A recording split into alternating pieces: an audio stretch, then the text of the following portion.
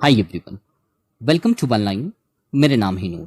Guys, आज की इस वीडियो में मैं आपको दिखाऊंगा कि अगर आप एयरटेल पेमेंट्स बैंक में सेविंग अकाउंट ओपन करते हैं तो आपके सेविंग अकाउंट के ऊपर एयरटेल पेमेंट्स बैंक कितना इंटरेस्ट पे करेगा।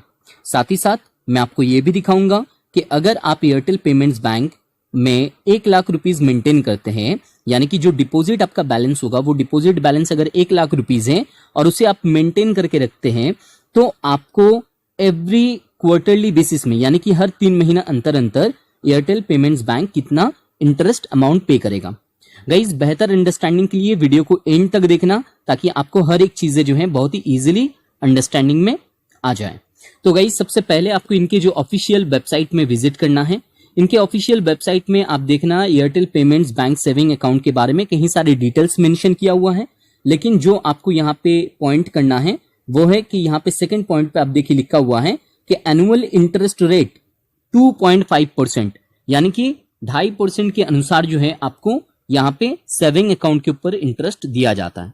अब जैसे कि मैंने आपको बताया कि अगर आप 1 lakh rupees Airtel payments bank में मेंटेन करके रखते हैं डिपॉजिट बैलेंस के तौर पे, तो आपको कितना इंटरेस्ट अमाउंट मिलेगा एवरी क्वार्टरली बेसिस में। तो इसके लिए कैलकुलेटर का हेल्प लेना है और यहाँ पे जैसे कि लिखा हुआ है कि बिगिनिंग अकाउंट बैलेंस, तो बिगिनिंग अकाउंट बैलेंस जैसे कि मैंने आपको बताया कि अगर 1 लाख रुपीज आपका जो है बैलेंस होता है, मान लीजिए 1 लाख रुपीज आपने इस बैंक में डिपॉजिट किए हैं, तो यहाँ पे बता रहा है कि एंटर दी एडिशनल अमाउंट। आप क्या कोई भी एडिशनल अमाउंट ऐड करना चाहेंगे? तो मैं यहाँ पे लिख देता हूं कि नो, इसके लिए मुझे कुछ नहीं करना है, बस स्पेस माने स्पेस जो है इसमें ब्लैंक रख देना है, खाली रखना है। और मैं ये मान लेता हूं कि 1 लाख रुपीज का ये जो बैलेंस है ये मेरा साल भर के लिए रहेगा। हालांकि 3 महीना भी रहेगा तब भी चलेगा, क्योंकि ज्यादातर बैंक जो है आपको क्वार्टरली बेसिस में इंटरेस्ट देता है। तो 3 महीना के लिए अगर आप जो है बैलेंस को रख देते हैं तो उसमें आपका कैलकुलेशन आ जाएगा। तो इसमें लिखा हुआ है कि एनुअल इंटरेस्ट रेट क्या है। तो एनुअल इंटरेस्ट रेट जैसे कि चेक किया गया 2.5% के हिसाब से दिया जाएगा।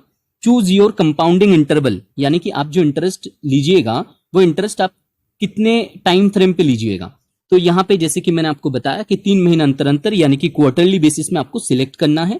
और उसके साथ यहाँ पे लिखा हुआ है कि number of years to grow, यानी कि कितना टाइम पे ये जो है 1 लाख रुपीज ग्रो करेगा। तो ये तो एक्चुअली जो है ईयर्स में नहीं ग्रो करेगा, ये मंथ्स में ग्रो करेगा, 3 महीना में ग्रो करेगा। तो इसलिए मंथ्स देके यहाँ पे आपको 3 सिलेक्ट कर देना है और कैलकुलेट कंपाउंड इंटरेस्ट में क्लिक कर देना है। जब आप कैलकुलेट कंपाउंड इंटरेस्ट में क्लिक कीजिएगा तो आप यहाँ पे देख पाइएगा कि फ्यूचर जो वैल्यू है वो है कि 1,0625 रुपया, यानी कि 3 महीना बाद आपका 1 लाख रुपीज का बैलेंस 625 रुपया हो जाएगा और आपका जो इंटरेस्ट अर्नड है वो है 625 रुपया, 625 रुपीज। गाइज, एक चीज यहाँ पे आपको नोट करना है कि आपका जो भी बैलेंस आप मेंटेन कीजिएगा उसे आप प्रॉपर तरीके से वहां पे डिपॉजिट रखना है, राइट। ऐसा नहीं कि आप एक बार डिपॉजिट किए फिर विथड्रॉ किए, इस तरीके से सेविंग्स अकाउंट में इंटरेस्ट नहीं मिलता है। वो फिर उसके ग्राफ के अनुसार ही आपको इंटरेस्ट अमाउंट दिया जाएगा। लेकिन अगर आप प्रॉपर तरीके से बैलेंस को मेंटेन करके रखते हैं तभी जाके ये जो फिगर मैंने आपको दिखाया इस फिगर के अनुसार जो है आपको इंटरेस्ट अमाउंट जो है वो दिया जाएगा। Guys, I am sure you liked this video. Please subscribe this channel for more banking updates. Thank you so much.